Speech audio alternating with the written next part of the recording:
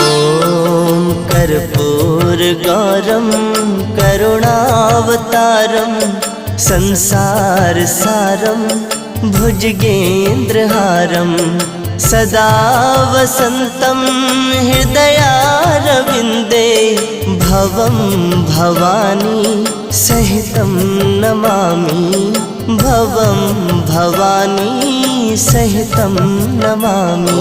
ॐ कर्पूरगौरं करुणावतारं संसारसारं